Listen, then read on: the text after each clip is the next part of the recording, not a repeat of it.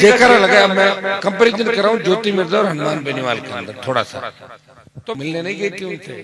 उस वक्त देश का पहला सांसद जो उन बेटियों के समर्थन में जंतर मंतर पे जाके खड़ा हुआ वो हनुमान बेनीवाल था। नरेंद्र मोदी को मैंने खरनाल में नाक रगड़वा दी, तेजा जी रगड़वाई नहीं रगड़वाई। अब ये अंतर है।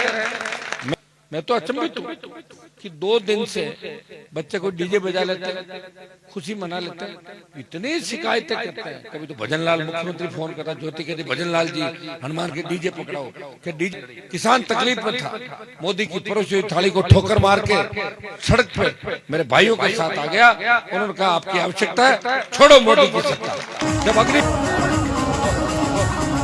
धीरे धीरे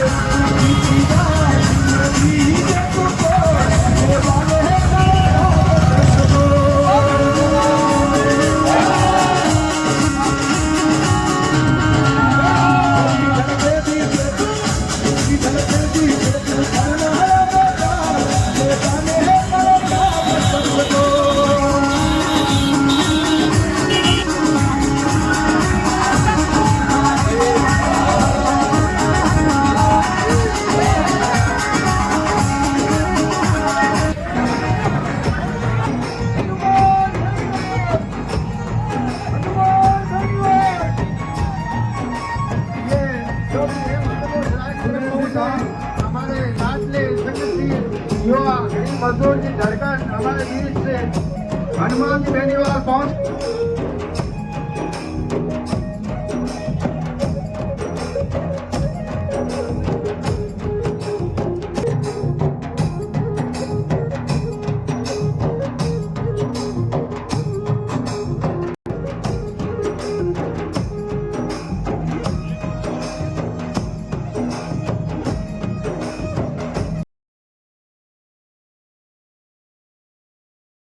ये जो चुनाव है, इस चुनाव में आपको 2 ही चीज तय करनी है। ज्योति जी 9 से 14 एमपी थी, 5 साल दिल्ली में कांग्रेस की सरकार थी, राजस्थान में उस समय कांग्रेस की सरकार थी। एक नया पैसा दिल्ली का नागौर संसदीय क्षेत्र में खर्च नहीं हुआ। एक बार खड़े होकर नागौर का कोई मामला उन्होंने नहीं उठाया वहां पे, और खुद का 5 करोड़ का बजट खर्च करने भूल गई। 4 बार में विधायक बना।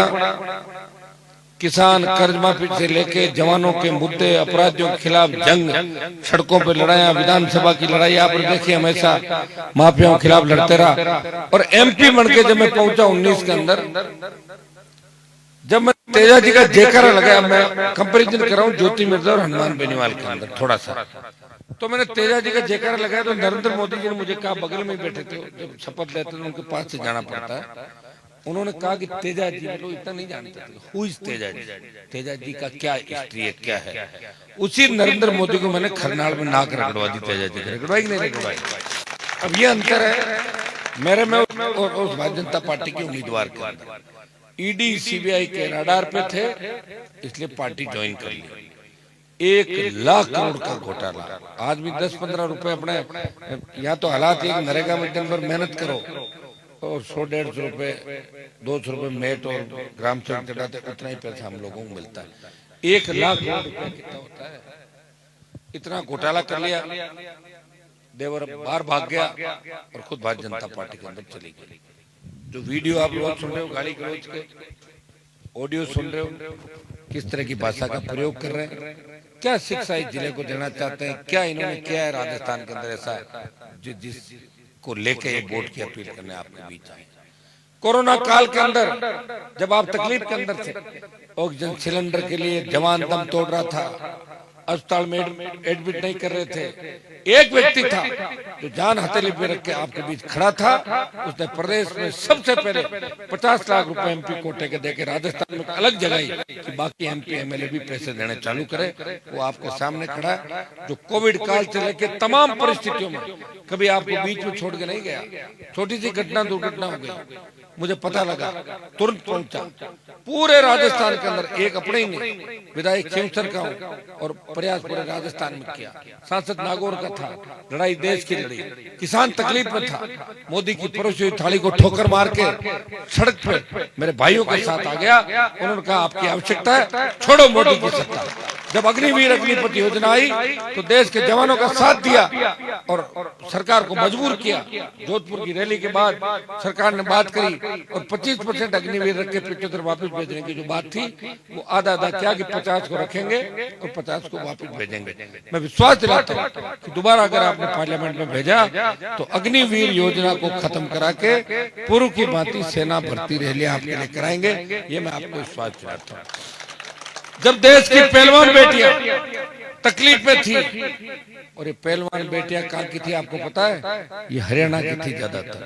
और ज्योति मिर्धा का ससुराल कहाँ पे? हरियाणा के अंदर। उस वक्त वो मिलने नहीं गई थी उनसे। उस वक्त देश का पहला सांसद जो उन बेटियों के समर्थन में जंतर मंतर पे जाके खड़ा हुआ वो हनुमान बेनीवाल था। वो नागौर का सांसद था जो दिल्ली के अंदर उनके सम्मान की राय ले रहा था। थाने से बजरंग को छुड़ा कर लाया और लोकसभा के अंदर 3 बार उस बाहुबली के खिलाफ मामला उठाया और उसका चालान कराया, पुलिस के अंदर एक्यूज बनाया उसको। मैं कोई ऐसे किस्से गिनाने लग जाऊंगा तो पता नहीं कितने होंगे। राजस्थान को विशेष राज्य का दर्जे की बात हो, सीआरएफ की सड़कें, प्रधानमंत्री ग्राम सड़क योजना की सड़कें, अब सड़कें आई है। अब आपको लगेगा बसवाड़े से बाकरोल 5.5 मीटर, बाकरोल पालड़ी बढ़ाया नया ट्रैक, बाकरोल सीलगांव लाला आपको तो नए 5.5 मीटर सारी रोडें 5.5 मीटर बनेंगे। इस राजस्थान में कितना काम विधानसभा क्षेत्र के अंदर हुआ और खींवसर के साथ साथ नागौर को अलग नहीं रखा। नागौर में उतना ही काम कराया जितना खींवसर आपको साथ लेके चला, क्योंकि मेरा गांव मेरी रिश्तेदारियां सारी नागौर जिले के अंदर आती ज्यादातर। खींवसर नागौर में कोई भेद नहीं किया, प्रयास किया।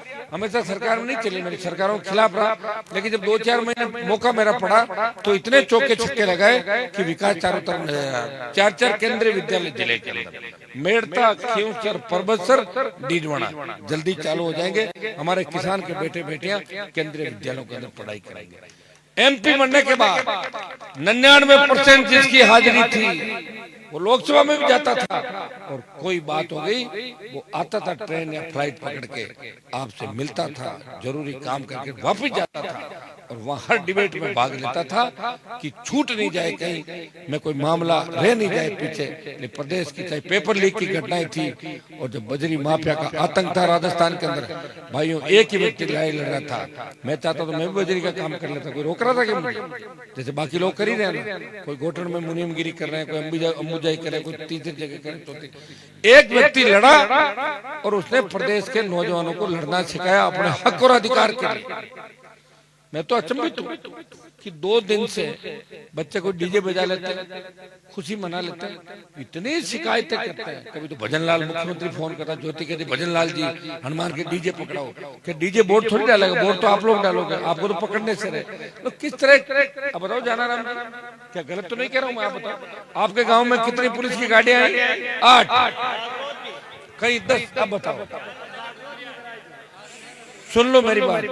ऐसा है, मैं नहीं चाहता कि कानून व्यवस्था बिगड़े। मैं सारे डीजे लेके कलेक्टर के घर के अंदर बजा सकता हूँ, इतनी ताकत मेरे अंदर। लेकिन अभी फिर मेरा चुनाव प्रचार कौन करेगा? ये तो यही चाहते हैं कि हनुमान जी डीजे बजाए धनो देर बैठ जाए लहर बोर्ड में मांग ला। आप चिंता मत करो, ये जितनी परेशानियां कर रहे हैं, अगर आप लोगों ने ठीक ठाक काम किया तो परेशानियां खत्म भी होगी। लेकिन मैं मेरा इतना आपको बता सकता हूं कि मेरे घर के सामने से अगर कोई जुलूस निकलता है, डीजे बजता है और जोश में मेरे विरोधी नारे भी लगा देते हैं अपनी खुद की जिंदाबाद के, तो मैं उधर देखता भी नहीं। मैं कहता हूं अगर रुक जाए तो चाय पिला देना, नहीं तो ऐसे कर देना, बाय बाय, निकल जाओ। ये सड़क सबकी है, ये मेरी भावना नहीं है। ऐसी भावना का मैं व्यक्ति नहीं हूँ। तो मनीष जी मेरे साथ जुड़े धीरे धीरे देख लेंगे हनुमान जी की भावना तो बताता रहूंगा। ये ओछी मानसिकता है। उसका डीजे जब्त कर लो, उसके सीट भर लो, तू वोट नहीं देगा तेरी बदली करा देंगे। बच्चों को डराता है। अरे छोड़ो, आप क्या बदली कराओगे? आपकी खुद की बदली कर दी। 3 बार तो हरा दिया नागौर की जनता ने। अब हराया तो हरिंदर जी ने, नाराज मेरे से कि हनुमान ने हरा दिया। राघवेंद्र जी खड़े में इनको यही कह रहा था कि गुस्सा मेरे पर करके बैठे कि इन्होंने, अरे मैंने कहा मैं तो कैंडिडेट ने लड़ा एलपी का, कहां से हरा दिया? अब वो ओशिया में हार गई हमारी दिव्या मदेरना। मैंने थोड़े में कैंडिडेट लड़ाया, लेकिन कहती है कैंडिडेट नहीं लड़ा तो मैंने कैसे हरा? भाई मेरी पार्टी का कोई उम्मीदवार लड़े और वो किसी को हरा दे, जब ये कह सकते हो उसकी पार्टी ने हरा दिया, जिता दिया। जब नहीं बोला कि हमें जिता दिया और हार गए, उससे हरा दिया। तो आप जानते हो सारी बात। लेकिन भाइयों मैं इतना ही भरोसा आपको दे रहा हूँ, समय काफी हो गया, दोबारा फिर आपके बीच आऊंगा। 5 मीटिंग और है मेरे भाग्य में, यही लिखा है। रात को घूमना, फिर आपके बीच आना, और सत्ता पता नहीं मिलेगी कि नहीं मिलेगी, लेकिन इतना विश्वास आपको दिलाता हूं कि आपके सम्मान को ठेस नहीं लगेगी। अब नागौर प्रगति के पथ पे, हमारे बच्चे नौकरियों में भी आ रहे हैं, और तो और अंतरिक्ष के अंदर मनीष जी का करवाए